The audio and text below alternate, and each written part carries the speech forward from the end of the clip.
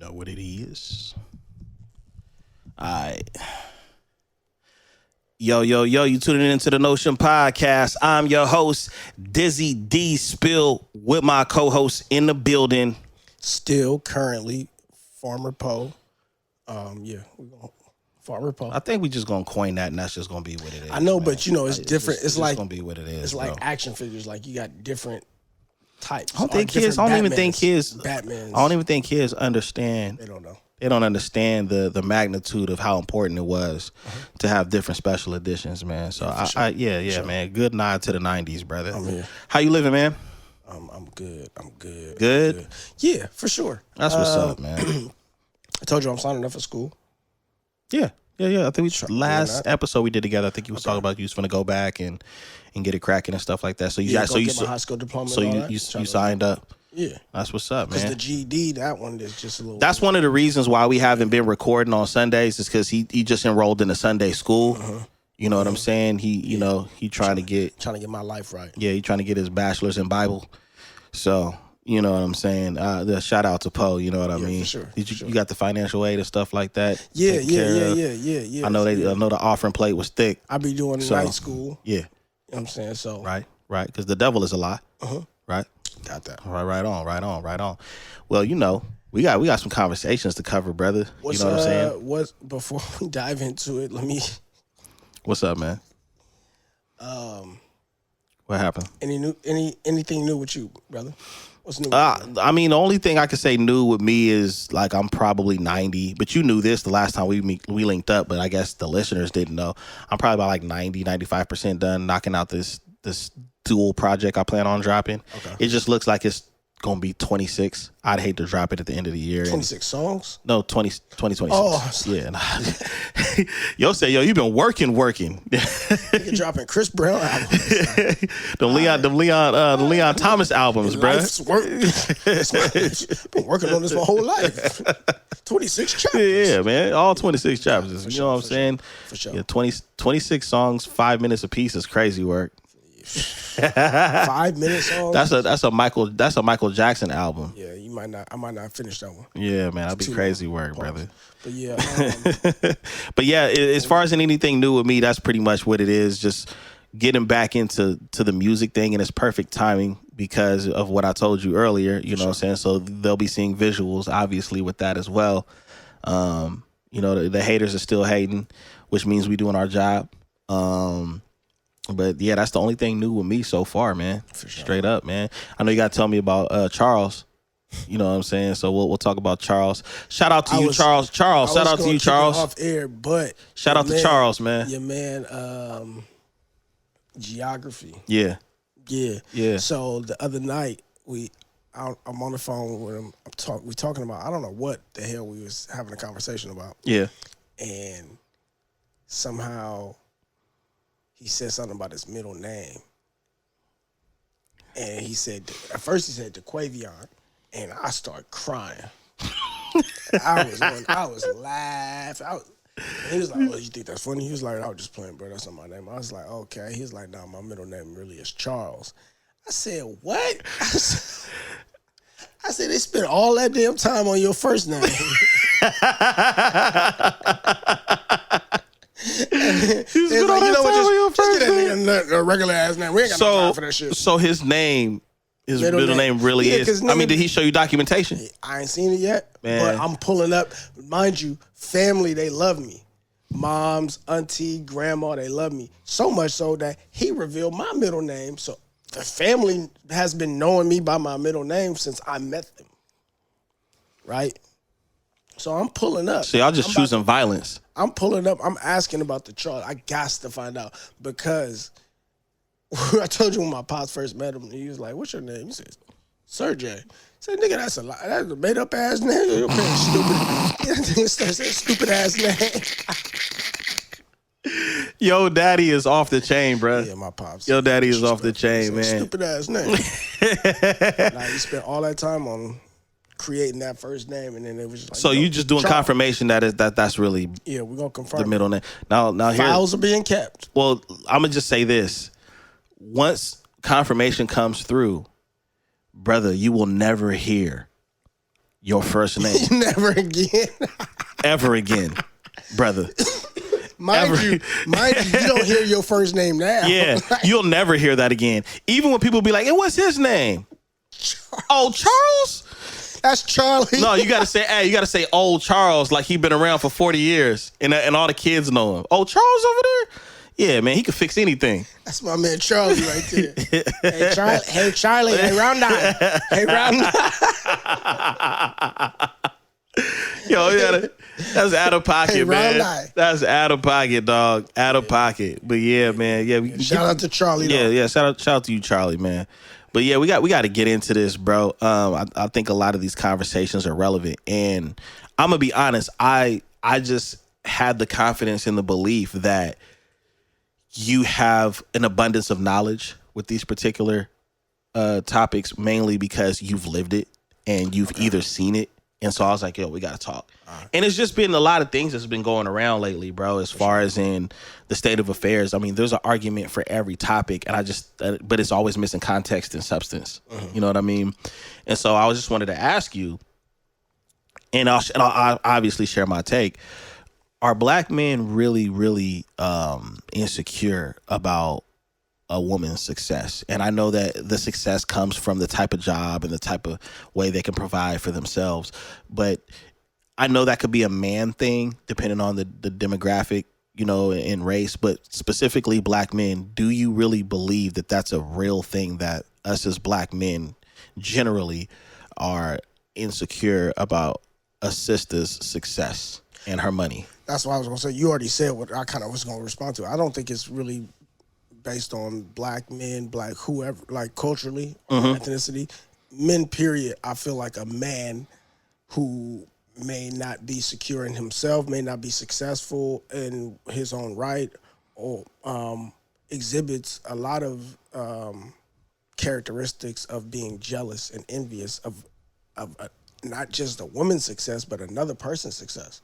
I think men are more envious of someone's success. So it could just be anybody. You don't even have to be a woman. Yeah, I think men are just That's a good envious point. of success and jealous of another person's success more. It could be men are more jealous about their son's success sometimes, or how if he eclipsed the father. Exactly. Yeah. I think that's a man thing, period. But if we're talking about black men, is it more of an insecurity, or do you think it's more of a pride, or do you think it's a mixture of both? I think it's all of that. It's your ego. It's a mixture of your pride, right? Because there's a difference between your pride and your ego. Yeah, like your ego and pride are kind of like on the same. Hey, what's up, y'all? I just want to let you guys know that we enjoy and we appreciate all the viewership that we're getting. But the crazy thing is, looking at our numbers, is there's a large amount of you guys that always watch but never subscribe and turn the notifications on. And we know you enjoy the content. So in order to be notified in a timely fashion when we go live, when we're coming out with new content, please make sure you press the subscribe button and turn the notifications on at the bell so you don't miss anything exclusive or anything new that the Notion Podcast has to offer. Until the next episode, peace. Wavelength almost. Yeah. There's a little difference between the both. Take me a little time to kind of figure out how to differentiate both of them. But I know personally of some young men where they are exhibiting characteristics of being athletic, play their pops to one-on-one, they in elementary beat they pops, grown man, and the pops talk down on them and talk, bro. But really deep down inside, he feel like Charles Barkley, no pun intended. He feel like Charles Barkley on Space Jam. Remember when he was in therapy? He was like, a little girl, 5 foot nothing, block my shot, doc. You know what I'm saying? It's like on the Outcast album, man. I done got laid off. Girl done left me. They say the blues. A computer could do my job better than I can damn do it. Right. Man. Yeah. But I play my son one-on-one. We play 21. He's gonna beat me more times than not. Yeah. I'm extremely proud of that. Yeah. He didn't have no special camps that he was in. Yeah. He had influence and motivation from his uncle, kind of gave him a little bit more fundamentals and all that. But Right. he's self-taught, basically, just learning and watching. And I'm so And why are you proud so proud of that? because even though he beat one, I'm a person that I'll play 21, I'll play you horse, I'll play you skate, and I might not be the best at all of it. I have some skills. I'm gonna put up a fight though. But I just enjoy playing. Right. I like competition, and I think every time I'm be like, oh, this is gonna be the time I'm gonna win. Right. But I'm never defeated when I lose. Right. I don't care. I'm proud that he exhibited the mindset of teaching yourself how to do some shit without somebody coming and showing you or you having a coach. That's why I asked you that question, because for me, I would definitely be proud being in your shoes, because that's how we learned. We were really talented as youngsters from doing it every day, not realizing that we were perfecting something that we looked at was just fun, right? And that's so different with the younger generation now, with all of the different distractions that they have. Right. So it is kind of weird for, but it's normal too. I mean, it's been normalized that, a lot of men out there, because they don't know how to handle their emotions, they wouldn't look at it as a win when their son is better than them. They look at it as an L. Because that's what the and this is even going back on the conversation I was having with your man the other day about just spirituality, religion, and life. Yeah. Is the point to me in the human life, everything on earth is for you, because there's an end to your life cycle. Right. The point is for you to be the best of you that you could be, pass on those genetics for you to continue living on. Yeah. Because you're going to eventually pass. So for you to procreate. So for you to see kind of those things in your son, especially like the things that you care about, is like, damn, I remember not having an actual coach for basketball. Right. And just going out and playing, right. not making a team. But damn, my son, he doing it, but he doing it better. He's a natural. And he doing it better than me. Right. How can I not be proud of that? Well, the crazy thing is hate, hating on something like your son is weird too, because you're a contributor of the success, whether anybody wants to see it or not, because without you presenting him, there's nothing to celebrate. You know what I'm saying? You're celebrating yourself. Yeah. And that's how I see it. Like I said it all the time. I've said it before my children were born. I want my children to be better than me at everything that I am doing. Yes. You understand what I'm saying? Yeah. And even if they're not, if they're better than me at something that I never even got to tap into, I'll take that. Right. You know what I'm saying? And so with men, though, I think when we have this conversation about men being insecure about or jealous about what the next person is doing, or when it comes to their woman, the reason why I think this is a good conversation to have is I think we need to start categorizing things right and correctly, because in this climate that we're in, everything gets a name. If it develops a pattern, it gets a name, and or the definition of something now gets converted to that behavior. So, for example, the key word is sassy, right? If men do certain things, it's sassy, and I think what needs to happen now is we need to stop labeling certain things on men that shouldn't be men, because men don't do that. Right? Kind of like, remember when Charlemagne, he still does it every now and then, but not as much. He says black men don't cheat. It was funny, but looking at what he meant is like real grown men that have, have discipline. Black men haven't cheated. Yeah, he's saying that it doesn't happen. It's more of saying there's a standard for when we identify ourselves as, just like a motherfucker say, I'm a real street nigga. Right. There's a criteria that goes with that. With being a real street nigga. Right. So I always understood that when he was like, black men don't cheat. Like, I get it's tongue in cheek, pause, but like it's also, I get what you're saying. Right. Yes. And I think we need standards. And and I think we need to do that by drawing the line. Like, nah, that's little boy behavior. Yes. We need to start saying that's little boy, because what happens is then you start a unnecessary conversation with generalizing, right? So we have to start calling these boys, if you ladies are dealing with a man that is envious of your success financially, you're dealing with a boy. Yeah, because that's what little kids do. Because that's exactly what they do. They get jealous. Didn't get something that somebody else got. Right. You feel like you deserved it, or they just entitlement. Entitlement. That's what kids. That's what kids do. So we have to categorize it based off of the behavior. Yes. But see, because a successful man, especially a successful man, is not going to be worried about what the next person is doing. They're too busy, right?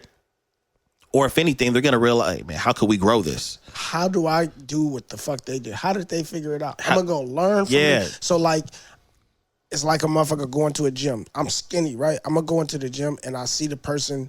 I don't want to be the big super duper body frame, but I look for the person that is what I want to become. Right. I'm not going to look over there and be intimidated by that. Well, I'm going over there and I'm about to get close to figure out how you did it. I'm going to speak to you. I'm going to ask you a ton of questions. But a lot of people will stand back and they'll see the person that is in the line of who they want to become or what they want or what they want for themselves. And they'll hate on it and they don't use it as a motivation. And that's weird because there's not a person on this planet that hasn't been inspired. Even the most negative, terrible person you can think of was inspired by something. And it's funny because it's a Nas line that it's a quote that he said that the first time he said it, I never forgot it. And he says, some say that hate is confused admiration. You know what I'm saying? And I think that the more that people identify, because at the end of the day, that's what really hate is. When somebody's hating on you, there's something that they actually like that you're doing, right? But I just thought of something. What's that?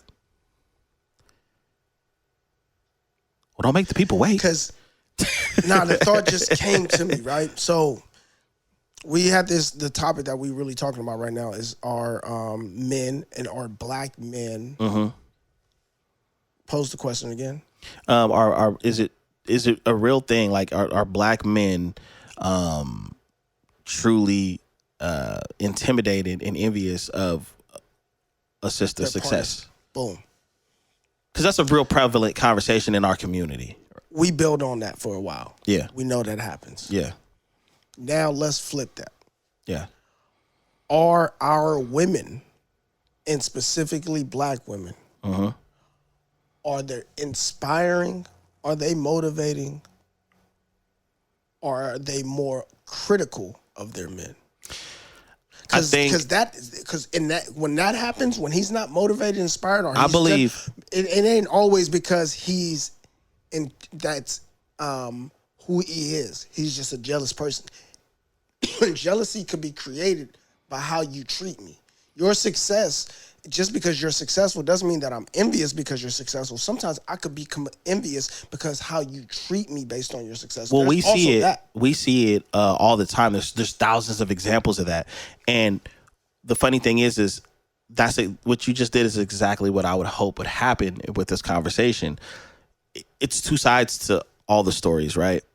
And we know what the typical responses and behaviors are of a jealous person, but for conversation's sake, we'll say relationship, right? You have this sister that's making $180,000 a year, and you have this brother that's making 50. And the reason why I'm saying 50 is because there's something about a man making $50,000 a year that pissed these sisters off, right? So I'm gonna say 50.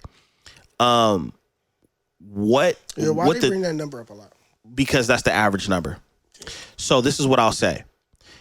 With brothers that make that kind of money, I think that most brothers that are making that money consistently, I don't think they have a problem. I think what ends up happening is if that sister's making 2-3 times that might be a little uncomfortable for her, because a lot of women are in their mind a lot about what if, right? But let's identify what that man looks like that truly is jealous. He's always going to downplay what you've done, what you've accomplished. He's never really going to celebrate you. He's going to find an error in everything that you do, even if you're a pro at it, right? Because he has to find a way to make you look inferior and make him look superior, right? But these are all the characteristics of a jealous person, period. But for conversation's sake, this is what a man will do to a woman. He's not going to motivate her. He's not going to help her grow, right? And then when she does grow without his help, now he mad, right? Because that bruised his ego. You see what I'm saying? The thing that I think a lot of sisters need to understand is why do you keep choosing these type of guys? And we can't decide that. But you have to decide, why do you keep choosing these type of guys instead of going for these type of men? And I have a theory about that too. Because some women that are truly successful, when they run into their counterpart that's on the same level and they've been so used to dealing with dudes on a lower level, now they might be a little intimidated, because there is a type of control that you have, whether it's the man being more successful than the woman or the other way around. I've always been confused about how women may, and even when men say these things about like they don't trust females, and then women have this thought process that they're going to find their Prince Charming, but yet all men are the same. Just for those people, not all women think. But those women are right. But you know that, right? That what? When women say that all men are the same, they are right. But I'm gonna tell you how they're right. Okay. The reason why a lot of y'all women are right when y'all say all men are the same is because you're missing just a couple words in that statement. All the men that you choose are the same. It's just a few words that they're missing, because they're right. All men are the same, but you're just forgetting a couple words. All the men that you deal with and choose are the same. That's why you keep getting the same results. Yeah, because I met someone who's like, they told me that I made them change their perspective on men, and I was like, to me, and that's crazy, because I don't think you did. I just think she came across something different. And I'm always fascinated by there's too many variables in most things for anything. Like even when we say there's the other side of the coin, I was going to say, well, what if it's not a coin? What if it's a die? What if it's not one die? What if it's dice? And what if it's not just one, the six-sided dice that we are, die that we're familiar with? What if it's shaped like a three-dimensional hexagon? Yep. You know what I mean? Yep. Like, it's too many variables in this world. It's just like, oh, I don't get along with Geminis. Oh man, not the Zodiacs. Right, not the Zodiac. What if this Gemini was born on this day and this time of the year during this time of the, like? It's too many variables in the world. To me, when it gets to that point, people are cutting corners and not doing the work. And what I mean is, understanding, you can only understand people by engaging with people. Yeah. You can't read up on somebody and be like, I got it. Like people come with directions. You can get like, there's like a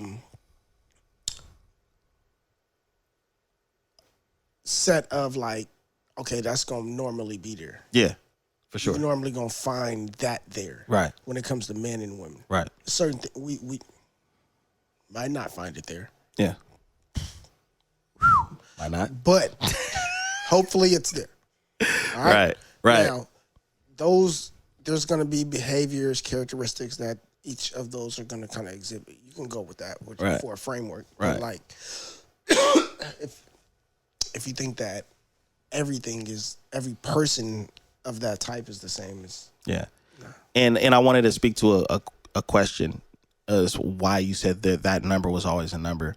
I actually have some content brewing in the background where I've already covered this, but when you start talking about building a future and a family and a legacy with people, finances often come up. And I think that is one of the biggest insecurities in our communities, in our culture, because it's so scarce. It seems like it's so scarce when it comes to success. And there's only certain categories that we deem as a culture as success, right? All the way down to the dollar amount that you make. But what I've realized as I've gotten older, being around different cultures, doing things a certain type of way, I've started to understand that it's not about, number one, it's not about how much money you make. It's about how much money you keep, right? And then it's also about how you conduct yourself. When you start learning about finances and stuff like that, you start to understand how wrong people's ideas are and the societal pressures that's being put on individuals, right? Mm-hmm. And so in our community, we have a hard time we have an issue with defining people based off of what they do and not who they are, off of what they have versus what they contribute, right?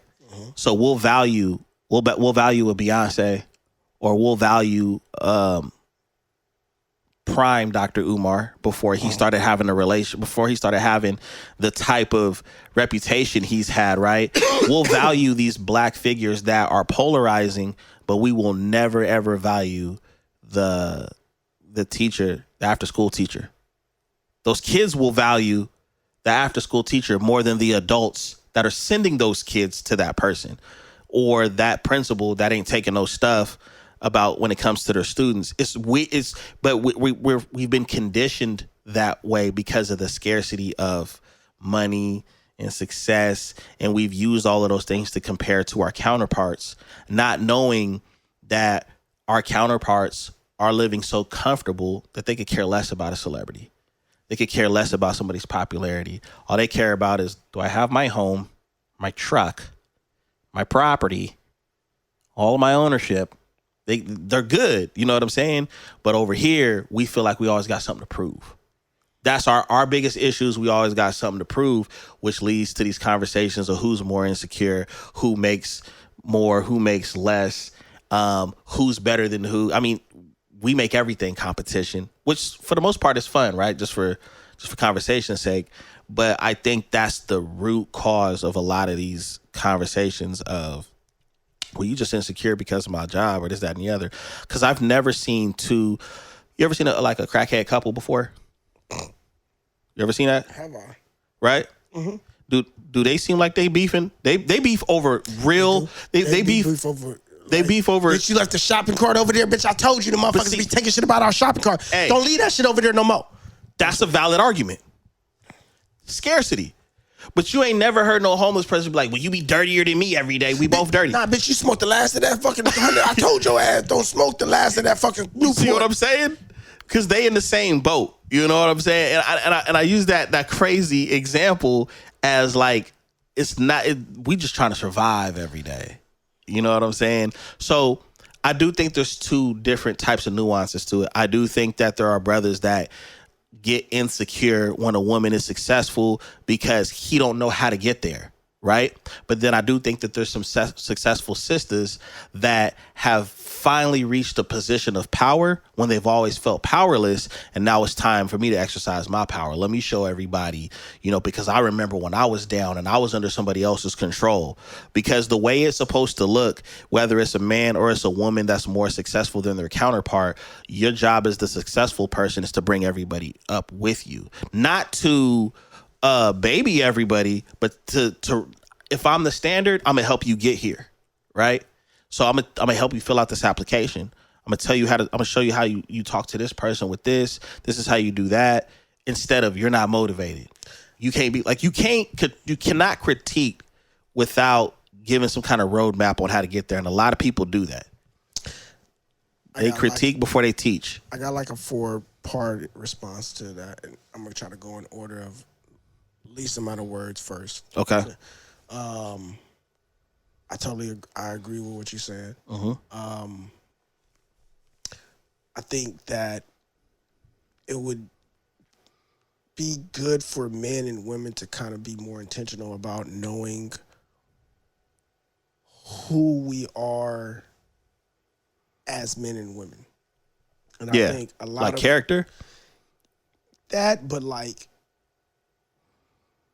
men have this internal need to be the provider, and however they exhibit it. There's different ways in which men exhibit being the provider. Yeah. But when they can't be the provider, we're talking about men, right? Yes. Okay. When they can't be the provider, it can become jealousy, but it can also be viewed as jealousy when it's not. Yeah. So there's definitely men who become jealous, envious, but also men who just want to eat what they kill. Perfect example. What the hell is the movie? Soul Food.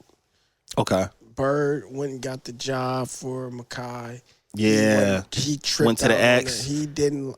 I mean, that was probably. Yeah, she went to the ex. She shouldn't have did that. Yeah. One. But even just showing like that he wasn't appreciative and didn't like it because he didn't want.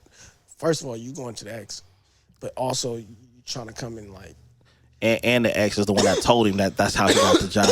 It was bad all the way around. It was bad all the way around. Yeah. But so there's that.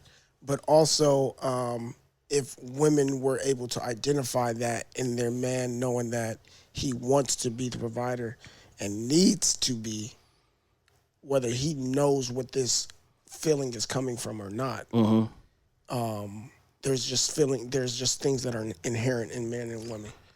And then also, what else you said? Well, you said you have 4 parts to it, so I think that was part 1. Part 1 and 2, lightweight. Okay.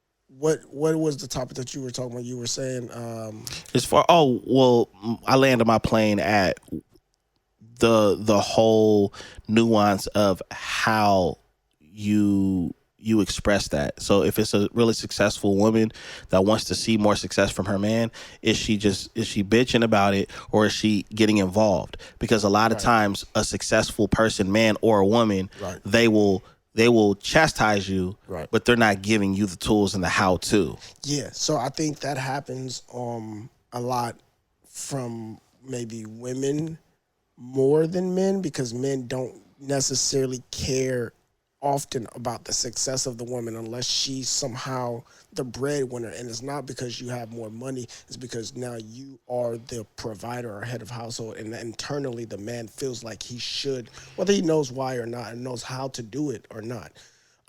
So there's that. But and there's things that are normalized that people don't pay attention to. Like, it's perfectly fine for a successful man to go marry a chick that was working at Burger King. Nobody's really going to give them any flack. The only people he's going to get flack from is like maybe a couple of the homies and his mama, his family, the women in the family. But most people don't care if she's... They don't care. They don't care how... Fine? Yeah. Especially if she's pretty. Yeah. They don't care if he goes and he marries a quote-unquote broke woman. Right? But the other way around, it's like, wait, what? That's a grown-ass man. But is that man holding her down? Is he not motivating her or giving her space or resources to be able to do things that she really wants to do? And on the flip side of that is the woman that's successful. Is she inspiring and motivating him in helping him to become the man that he wants to become? Do you know why that's such a powerful question? Because a lot of times successful people act like they walked through all them doors by themselves and nobody helped them open those doors. I can name countless things that I'm very skilled at. For some shit. Yeah, I'm very skilled at, very talented at, or just got a great opportunity and somebody opened that door for me to walk through it. Bro, I tell people all the time, I've never had a job from just applying. And all my jobs have been in education. So that means somebody was really there looking out. It's a door open every single time, bro. Right. Every single time. Right. And one of the main first doors that was open for me at Sac City, I continued for every time I got like some sort of promotion, I came back to the people that opened the first door. Yeah. And they wasn't there, but I just wanted to, I was so appreciative that I was like, I'm writing a note like, hey, thank you. I'm here in this position now, and it was only because of you that they might have got 2 or 3 of those notes over the years. I've been working at Sac City for 15 years almost. So they might have got 2 or 3 of those over the years, just me being appreciative that and knowing and not really doubting my skill. It's not a doubt on me. It's just that the door had to be open for me. Yep. And you know what I'm saying? So I think ego works into that, where men are not able to kind of allow others. Well, I think that people forget, like I said, a lot of successful people forget all the doors that were open for them. And when people open doors for you, it's your responsibility to pay it forward. Like it's a no-brainer to pay it forward for your children to have a better life than you've ever had. But when people give you opportunities that you weren't entitled to, that somebody could have easily got and probably it was just as deserving, like you have to pay that. You're supposed to pay that forward. What if it's not even a person opening a door for you? What if a person gave you the key to the door? Then you got a bigger responsibility. You have two responsibilities and two options. Because they give you the key to the door, that don't mean that the door is going to get open. Do you open the door? Do you know how to put the key in the door and open it? Yep. And once you get in that door, you locking it? Or are you opening that door for somebody else? Yeah. It's not, you're not, if you weren't gate kept out, you don't get to gatekeep. You know what I'm saying? No. Now I do believe a form of gatekeeping. You got to be careful who you let in. Yeah, the door, that's what. See, there's that's a peephole. But see, that's what gatekeeping used to be. Like the true definition of gatekeeping is like, man, we can't let just everyone in here. Right. You know what I'm saying? And that should be in any arena, any conversation. Mm-hmm. But the whole concept of to gatekeep and make sure you pay it forward to people that may really need it and are really trying, and they just. Hey, man, I just need you to give me this one opportunity. But I think that's what gets mixed up and messed up when you're dealing with a relationship dynamic and the jealousy. Because it's understandable. I've always understood when somebody make it out the hood and they come back and they're the cleanest thing in the hood. They happy to see you, but they like, man, did they really just come stun on me like that? They didn't have to pull up in the Rolls Royce and 5 chains on. And, yeah, I'm still rocking. And it's like, but are you? Because we still eating cup of noodles. You know what I'm saying? And that's where the entitlement of the hood comes from, right? You ain't giving nothing back, and nah, man. You see it a little bit more now where people are like, hey, man, I can give you a job, or I can reference you to this person or that. Right. But I only say that because that jealousy forms from watching success and envy and the fact that, man, I should have been there. It's kind of like that athlete that got hurt and never recovered. I should have been me.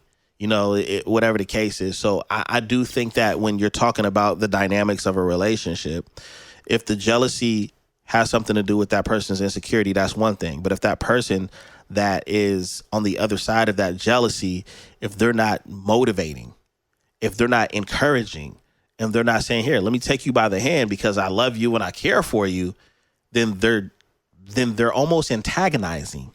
It's even worse. Because I had some experience where my person was on the down. You down. I'm there with you. Mm-hmm. Late nights, phone, in person. I'm there with you, motivating you, and trying to inspire you. Mm-hmm. You telling me about your mental state. Right. And all the things and how it's affected you. And I'm not treating you nothing. Like you are not where you're supposed to be, or like you motivating. Uh-huh. When it happens to me, when I'm experiencing these things, you're critical. You forgot. You're not inspired. You're not motivating. You're not like inquiring. You're accusatory. You're critiquing. That's where I'll be like, how does that happen? How do you... So there's a couple of things that I've learned. And it's crazy the things that you learn at work that you could apply in your home, right? The first thing is, this has nothing to do with work. This is just a universal saying that a lot of people should be or are going to be familiar with. A man's loyalty is tested when he has everything. A woman's loyalty is tested when a man has nothing. Right? That's for sure. And we see it all the time. We see it in movies, but we see it in real life. When a dude is up and up, man, now I got women that would never look my way looking at me. I got to see what that's about, right? And then that same thing with a woman, her loyalty was tested when, man, it all came crashing down.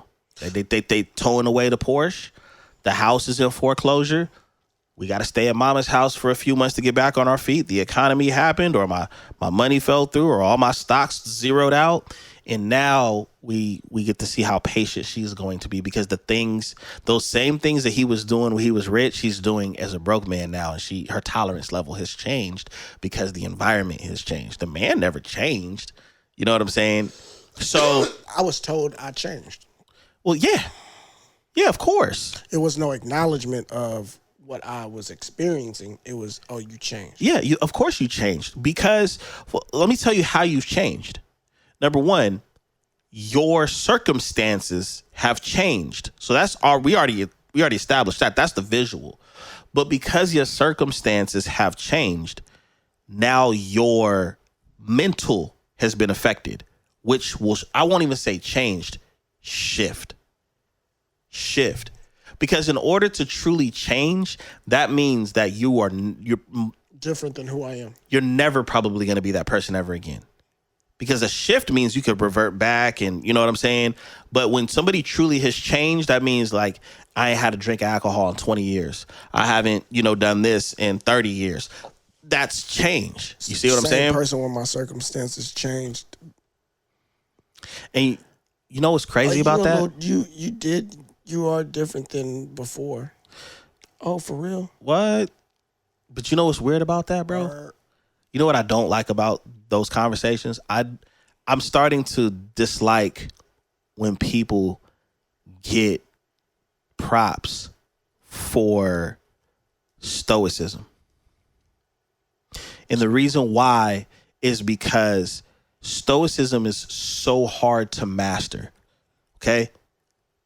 For you guys that don't know, so you don't have to Google, stoicism means you're pretty much remaining content, calm through any storm. Yep. And so sometimes when people are like, yo, I want to admire this person because when they were going through this, when they were going through that, they still remain the same. They were so stoic, like you said, but that's kind of a slap in the face for people that have a hard time developing that, because there's a small percentage of people that have stoicism, and a lot of those people that have stoicism are connected to some form of spirituality, but they also have their private time to where you never see them break down. But they also, some of them that are being stoic, some of them are masking it, because the same individual that told me that I was being taught that I was being vulnerable, and it took me a couple of years to realize, well, shit, you try to hide all your pain and like cry. I cry, laugh, get mad. I think I'm pretty vulnerable because I exhibit all my emotions openly. Well, here's what I find interesting about these. Go deep. This is what I find interesting about these conversations.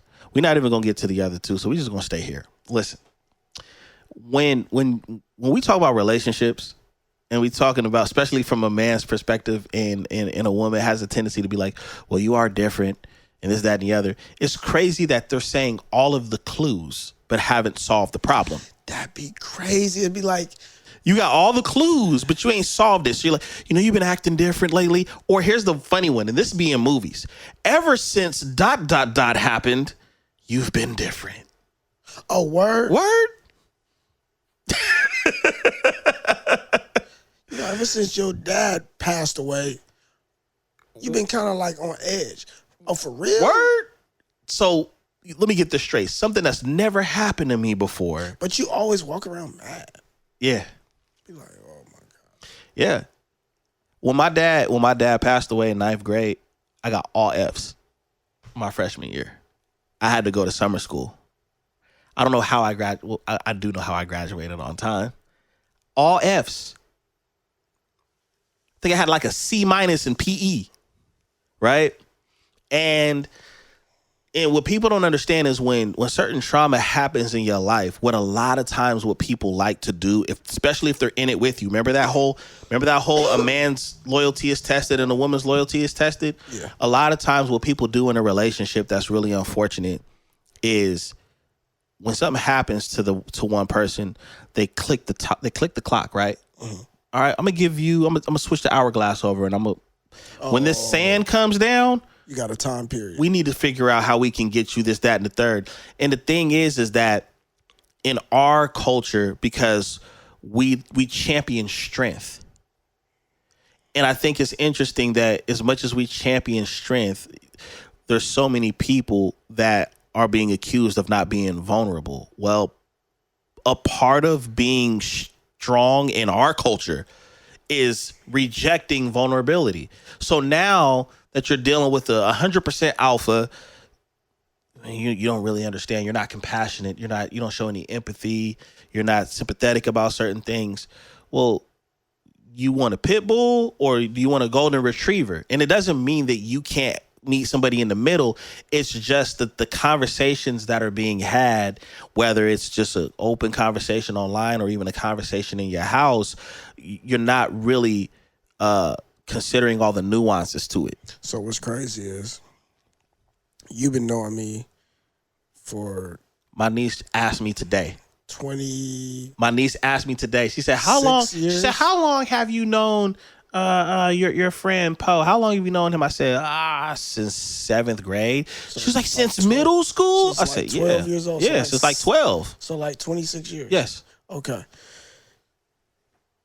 You knew about things that I experienced 10 years after it. I told you. Yeah. So what Poe does is, so if he gets robbed today and they take everything, he'll probably tell me on my 50th birthday. Yeah, you know that day that had. You know, man, It was talking about relationships and stuff.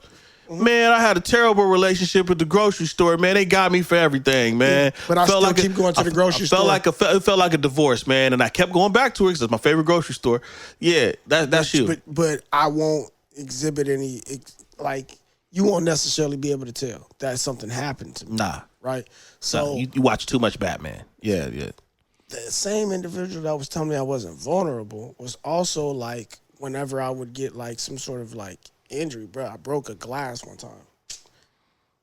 And it was always made me like you try to like emasculate me, make me feel like I'm soft or something. Mm-hmm. Like I'm just, like if I get sick, I'll be like, I'll be, you know what I mean, moaning and shit. Yeah. When you get sick, I'm trying to take care of you over there. Got food poisoning the first time, running around throwing up and all the time. I'm trying to take care of you. We'll try to take care of a woman if we both sick. Right. And we feel like it's our obligation. Like, I still gotta take care of you and I'll get to You get mad at me, right? So boom. All right. So I'm like, okay, I try to care for you. Mm-hmm. I do some shit. It's like I'm being weak. Nigga, I broke a glass, bro. It was a glass jar. One of the mason jars, it was dropping to the ground, and I went to catch it, and when it broke on the counter somehow, it like cut my finger, one of my finger, and I was like, damn, like for days, I kept like, damn, that shit hurt, and I don't know what the particular words this person said or were like, but they was like, make it seem like, oh, you just weak, like I had some little ass cut or something, like I was just being weak. Nigga, we at my mama's house. This is 7 days later, nigga. Like, go get some tweezers. I pull a glass shard out my finger. Wow. I was like, this is why the fuck I was sitting here complaining. Nigga, it was a fucking glass shard. Like, you know me, I'd have been like, no, put the glass in your finger. Since I'm soft. Yeah, I'm laying on the couch, sick. I got COVID, not the stepped on.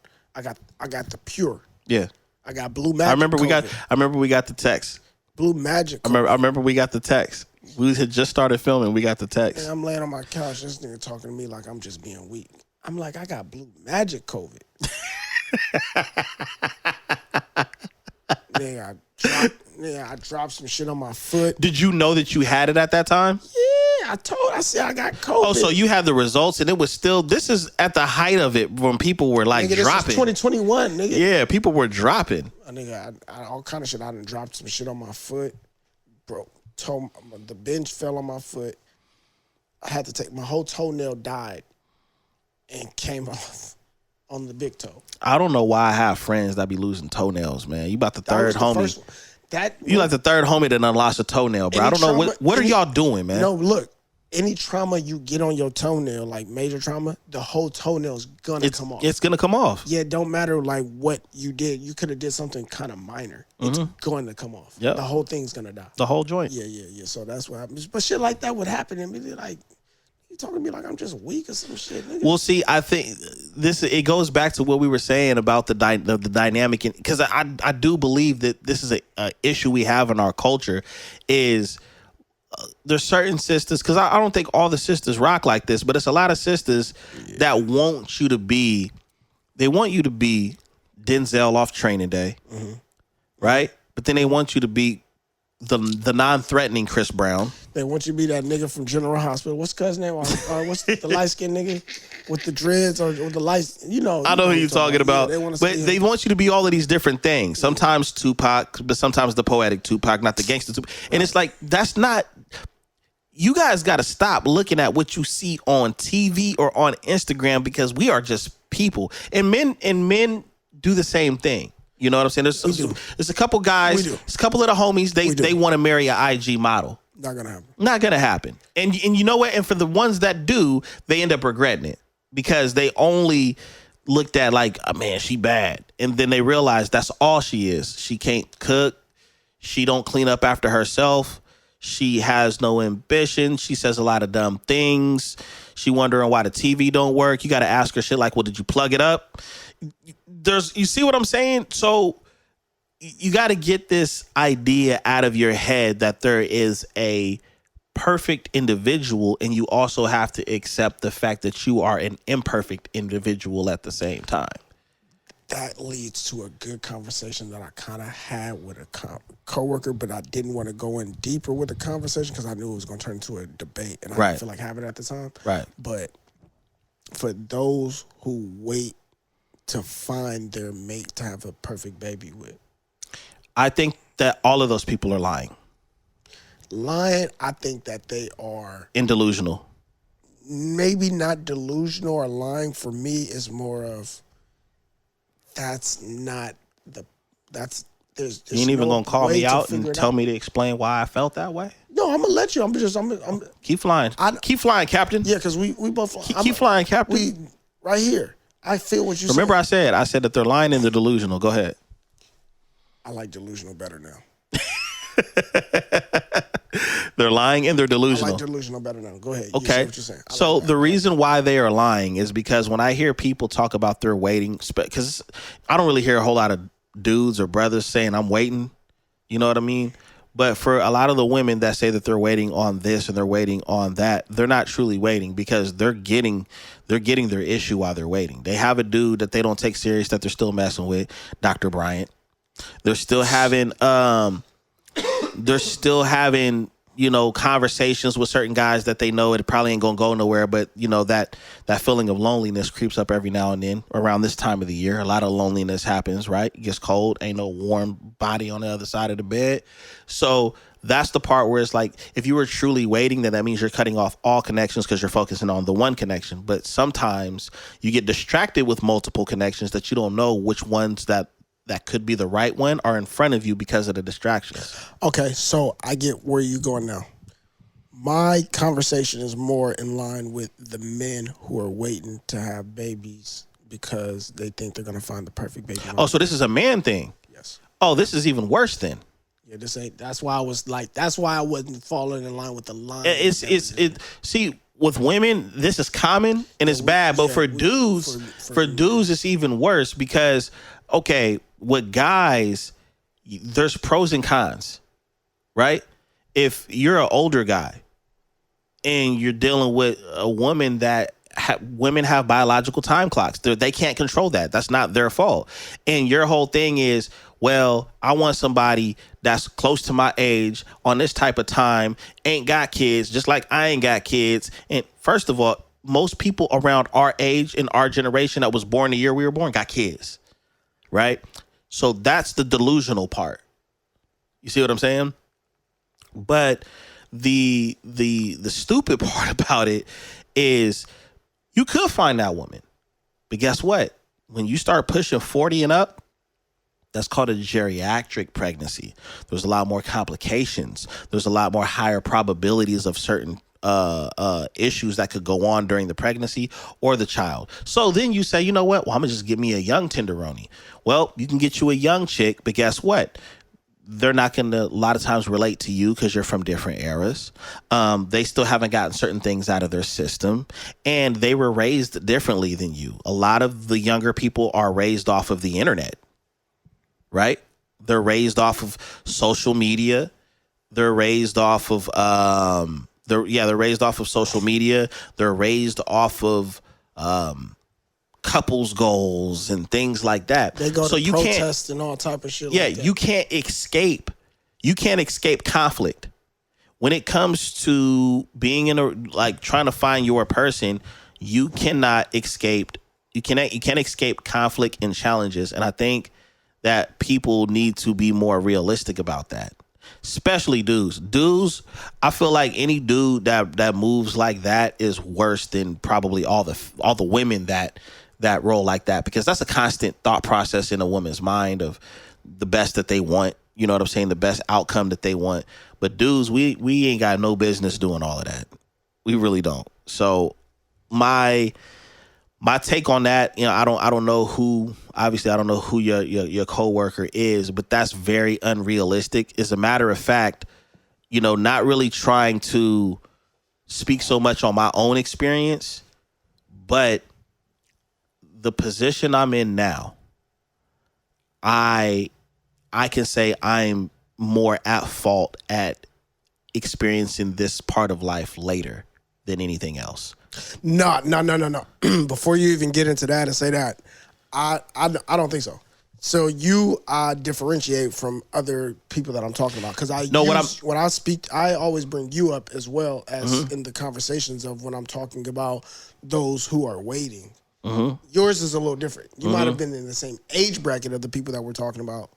Well, I'm saying for how long I've known my wife, we could have got this party started a lot sooner. Yeah, but see, my thing isn't even that. You found you know who she is. Right. I knew who she was, and I could have, you know what I'm saying? You've known who she is. I'm holding you down, baby. All the other growth. Like, you guys met in high school. You guys are 30 years old when you have your, how old? Like 35, 36? I think we were 34. You knew you guys, you knew each other. 34, You were with each other damn near almost half your lives. Yeah, for sure. Kind of. So that's different. I'm talking about like the ones who are like trying to find this perfect woman that you don't even know yet. And let's do this, bro. Because I'll tell you what the conversation came from. Add context on what they define as the one. I'll give you where it came from. I was somehow having a conversation about just me not feeling like I had the time to go out and like do things because of my schedule, like my routine. I got Jaheim. I got to get home. I need to cook. Yeah. I need to make sure he's doing what he's supposed to do. Right. And my coworker was basically like, man, he's old enough to be cooking for himself. Righteously so. Yeah, he should. I mean, we was cooking. Yeah. Yeah, righteously so. Poe's mom taught me how to make scrambled eggs. Shout out to moms. Junior high school. Shout out to moms. So I was more gave pushback on the fact that, yeah, he ain't really into the cooking shit. He don't want. He's not as motivated. I like to cook. Yeah, Naturi like to cook. You gotta have like a little kind of motivation. You gotta cater to if that kid wants to and not force it. So yeah, right. I get that. Yeah. So he's like, nah. It comes with like consistency and this. Like he's telling me all these different things where it's supposed to come. How many kids you got? How many kids you got? I mean, the people want to know, right? How many? Judging by your silence, it sounds like 0. All right, carry on, brother. Can't say a number if it's not there, right? Yep. Carry on, brother. All right. So, mind you, my son was 15. My son was born when he was 15. So I was telling him, I'm like, yeah, you right. All that sound good. I was like, but I don't like to say this to people who don't have kids. But you don't have kids, you don't know what you have no idea. You have no idea. It sound good. You could say everything about what you did and how you grew up and what your that all sounds good. And yes, consistency is key. And routine, all that, it sounds good. I would have told, bruh, a man plans and God laughs. I mean, it sounds good. Mind you, he telling me all these things that you know what I'm saying, the same shit I had to do, but you know what I had to do. Mm-hmm. He was just telling me about how his seasonings always go still. He don't cook at home. Where he cook at work? He don't. You know what he sounds like? So it sounds good, but nigga, why you ain't cooking? But do you know what he sounds like? He sounds like he's the other side of when women start describing the man, the ideal man, and they're not equipped with the tools to attract that ideal man. Or they didn't even have no daddy. Yeah. You didn't have a father. Yeah. And there's a lot of that. There's a lot of women that will say what a man is and did not have one to assist in raising them. And the reason why they do that is because they're echoing what they mama said, what they auntie said, or what they created, or what they created in their mind, for sure. So he's the other part of that. That's what the male version looks like, where it's like, you don't even cook, you need to be cooking like this, but your seasoning is stale, right? Yeah, this is how you need to raise your kids, but you ain't never changed the diaper, let alone you don't even have any kids. And mind you, this is my man. He's good words of wisdom, but I'm like, bruh, not in this department. You 30, you have no idea. I've been in this game since I was 21, bro. I look at 30-year-olds differently. Even now, I'm about to be 38. Think about that. I look back at when I look back at when people just turn 30, and I'm like, man, you know what it's like when you just got off the roller coaster and your adrenaline going, and you watching the people get on the roller coaster, and you could tell that they ain't got that relaxed. They tense because they know. That's what it feels like when I look at people that just turned 30. That's where your man Jay James keep coming to me and be like, damn, bro, what you said made sense. Like, yep. Oh, even through the birth of his daughter, like even a couple of months ago, the things I was saying, and I kept saying like, nah, bro, you got to look at it this way. He came to me like, damn, bro. He's like, damn, nah, I totally understand what you're saying. I'm like, I can't talk to a married person about being married because I was in a relationship. But there's a lot of people that feel that way, though. You can't unless you have. You can relate. I feel like you can relate. I can relate. You can relate, but you don't know the mind. You don't know the mindset. But here's the reason why. It's not because a person is married and you're not. It's the nuances that they have to deal with that you don't have to deal with. A lot of times people get offended when you say you're not here, so you don't know, because they make it sound like you don't have the honor or you don't have the privilege. But it's like, no, man, the things that you get to walk away from, I can't. That's what I'll be telling them, like, bro. That's marriage, that's kids, even if it's a job. Like, say you've been on a job for 10 years and it's a person that quits a job every 2, you don't understand, because you get to walk away where I have to, where you get to walk away and quit, I have to endure and figure out. Yeah. Cause I'm telling them, like, I didn't want to keep going deep into the conversation, but I was like, bro, there's some things that you gonna have to choose your battles. Yes. I give a fuck more about him getting his chores done and getting his work done than him cooking his own fucking dinner, especially when I fucking like to cook. And the way that I cook at home, my refrigerator be full. But you can't just go in there and grab some shit and make some shit. You need to know what you're doing. My shit come from, I'm starting shit from scratch, so I like to cook. So it is okay, he should love. But if he don't, I already talk to him all the time and let this nigga know. Right. There ain't no DoorDash and all that shit sound good now, but you ain't gonna have the money to do that shit when you get older. Right. So yeah, it's a lot of men that motherfuckers survive without doing that shit. You do too, nigga. You don't cook, survive. It's fair to say, right? Like, there was something that I came across, and it's an influencer, or no, it's a content creator. I won't call him an influencer, that, you know, I've brought up to you, right?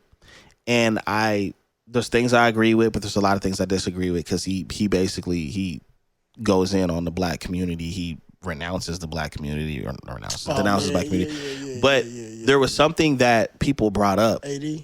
Yeah, there was something that people brought up about, like, him, and because he does beat his chest about he's been successfully married and this, that, and the third. So what I did is I went back. I said, I'm going to go back to the beginning of this dude's journey. And when I went back to the beginning of his journey, he was a totally different guy than what he is now. I'm talking about even political views. He was like Charleston. I don't remember Charleston's beginning. Charleston was... But I do know. But yeah. I see what you're saying. But nah, this is a little bit different than Charleston.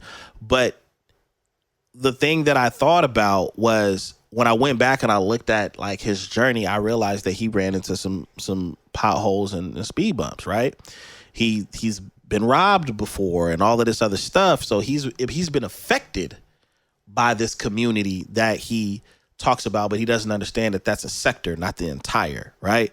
And so the thing that really stood out to me, where I disagreed with when it came to people criticizing him, was when he would talk about marriage and he would talk about relationships and stuff like that, and somebody had brought up like his wife, and they talk about like, yeah, his wife don't even look all that good, and he looked like this, and then they started talking about their physical appearance and the physical appearance of his wife, and although that was disrespectful, it let me know the mindset of when people start taking your credibility away because they don't like the way you wear something or they don't like the way your utopia looks. It lets me know that they're conflicted or they may not even understand what success looks like and what happy looks like. You understand what I'm saying? Because I'm going to tell you right now, bro, even as a young person, and we've probably all been there or we probably haven't. I remember like there would be like in high school and there'll be a scenario where like maybe I got dumped or I wasn't in a relationship no more. And it's the school dance and everybody dancing. The ugly niggas, the ugly couple over here is dancing. They got their romance going on. The weird looking couple over here. And I'm just like, damn, I want what they got. It didn't even matter how they looked because they had something I didn't have. That's how I know that a lot of people are delusional because they think that success looks one way. It doesn't. It doesn't. I have this burning question I always am fascinated by when I walk past certain couples, bro. Okay. It's kind of a two-parted question. Okay. Think. Okay. One, you always see these couples like together that be ugly, but they match up. Right? Like they two uglies at the same stature. Like it don't be like two mismatch where you see a fine ass woman and an ugly ass nigga. Well, because a lot of times we can see what's going on. When it's a mismatch, we can see what the mismatch is, right? So how these two ugly people come together, right? One, how they match up and they got love. Like it's love. Cause you would think for a person who's an attractive person, you'd be mad if you was with an ugly person, right? So then a relationship ends, right? So like you're just gonna be irritated with them because they ugly. Cause you think they ugly. Right. But how two ugly people come together. It's crazy because I feel like I can answer. Strong ass. I feel like I can answer this question but before you do, you got another question. Do they know they two-parted? Do they know they ugly? And how ugly do they know they are? I think they are. Right? Okay. This is right. It's just a valid question. The reason why this bothers me a lot is because it is. It makes sense. And these are questions that we ask in our head, and you just decided to put it on wax. Yes. All right. So here's my theory. So I'm not the only one. So yeah, you're not. Okay. So here's my theory. I think that regardless if you're considered attractive or not, I'm trying to use my words right. Regardless if you're attractive or not, it's like if you see a couple and they don't look great, right? We're like, that's not an attractive looking couple, right? I believe that as individuals, they set a standard in their mind said of what I think I can go is decent. Right. And hold on. What they think is attractive, so what they're attracted to. Yeah. Got it. Okay, so they got what they attracted to. Right. Okay. They said, okay, this is the boundary of what I should be attracted to. Yeah, this is the boundary. Not now, nigga. That don't mean they don't think Hallie is fine. Right. It's like, all right, nigga, you damn near should not be over there. I'm gonna give you an example, right? Have you ever owned a Benz? Never. Have you ever owned like a BMW, like a top tier Ferrari? I never sat in one, motherfuckers. You know what I'm saying? You see what I'm saying? Okay, so now, but how did you feel every time you got a new car? Oh, right, nigga, right. Nigga, I got my motherfucking key. I was like, bruh, it smell new, right? You finding stupid reasons to go to the store. Man, we ain't got no more gum. Cleaning it. We ain't got no more gum, man. You not only getting your car washed, you cleaning the tires and the rims. Armor All. That's what it is. Getting mad, a motherfucker put their hand on your car. Yeah, man. Look, you see the thumbprints on there, man. Go wash your hands, man. So that's what my theory is. But what about when you on the freeway, nigga, and you see that motherfucker? So look, I know you going with the analogy. Now you done had your car 6 months, right? Now you done had your car 6 months. You not washing it every weekend. It's all kinds of Teslas, Benzes. No. Look, first, before you get to that, whole car still in decent shape. Yeah. Back passenger or driver side back window. Yeah. That one got a trash bag. That's like a black eye. Like before she beat the fuck up, they get a black eye. Yeah, get a black eye. Yeah. Okay, Yeah. Now that's fucked up. Then all of a sudden you start having dirt stains just everywhere. And it just gets bad. Yeah. That's my theory. That's what I think about. That's my theory when it comes to heavily unattractive couples. But so it's like now as far as in like going to the car lot. Yeah. And you know which car lot to go to. Exactly. And you just be happy. You're not going to go to like CarMax or you're not going to go to the Auto Mall. No. You're going to go to that one in the hood that got a couple old school BMWs and Benzes, and you're still not going to get that. And you happy that you got a car. Because you know you rolling off with something. But the car's reliable. Right? What did Denzel say? I'm leaving here with something. Right? So that's my theory. Now, as far as in, you said now, do certain people, like certain ugly people know? Yes, they know. Ugly men know that they're ugly. Okay? Okay. Because we tell each other. All right?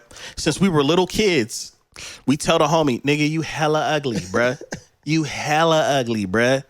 You ugly as hell, bruh. And you know, and for you brothers that are not sure if you were ugly, but you have an idea, if there was ever a day where you were fresh as hell and your friends was like, yo, okay, I see you, bro. You stepping, you probably ugly because your friends are so thrown off and so excited for you because you look normal now. Like and your ugliness is just expounded when you don't got a fresh haircut. Yeah. You've created distractions for people to not notice. You ain't got a lineup. You got some new shoes. Yeah. You know what I mean? The ugly niggas like but for men, ugly. I feel for females. Because for dudes, we remind each other, man, get your ugly ass in the car, man. You know what I'm saying? Nigga, you and her hella ugly.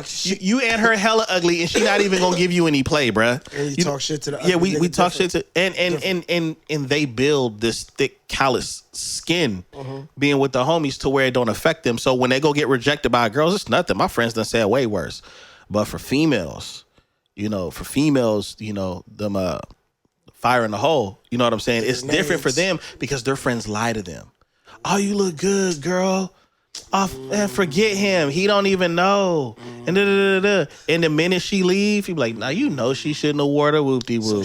I thought you said she wasn't coming. You dropping her off. I'm not dropping her off because I brought all y'all here. We tell the homies the truth. So she's really Fiona. Yes. She don't know she don't know. Right? Shrek know he ugly. She don't know. And he move about like he ugly. This is why I say it makes it worse because guess what? A fly ass dude will still mess with that just to get by for the day or for the week or whatever the case it is. So when they do get a dude that look decent, they really think they're the one. But you know what I'm saying? Sometimes the ugly dude could pull the bad one. But there's still criteria.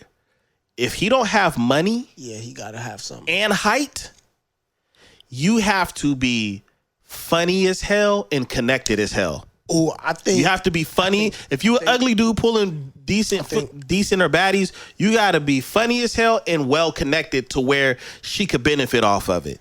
Maybe not even I would say provide. Yes, you got to be. It's a form of providing. That's a form of providing. You got to be funny or provider or both is a crazy combination. I think you got to be both to sustain it. But what about them? Because remember, the other reasons. This is without money. I'm giving you ways that's done without money. But a lot of ugly dudes cash out, right? For sure. The only 'Cause that's person, the only way person that cash out more than an ugly dude is a stud. That's the only person that cash out more than an ugly dude. Studs cash out. Ask these females that wanted to go on the other side for a little bit and come back through. They'll tell you them studs will cash out. That's the only person that's gonna cash out more than an ugly dude. I'm not up on game. Okay. Yeah. That's real talk. And I've had females explain to me, the studs be cashing out. I don't know where they get the money from, but they're not playing. All right. They're not playing about that bread. I ain't even gonna go down there. So those are your answers. You know what I'm saying? Those are your answers, man. Okay. But it's time, bro. We gotta get up out of here, man. We gotta get up out of here. Anyways, you've been tuning in to the Notion Podcast, Outlawed Opinions. You already know what to do. Leave comments. Let us know what you think about the conversation, even about my synopsis on ugly people, I guess. Yeah, we gotta have that conversation again, people, for sure. But anyways, thank you for tuning in to the Notion Podcast. If this is your first time tuning in, make sure you subscribe and put the notifications on at the bell so you don't miss any of our content. This is your boy, Dizzy D.Spill, with my co-host. Sick poem. I guess so you need some water, man. Yeah. Anyways, until next time, peace out.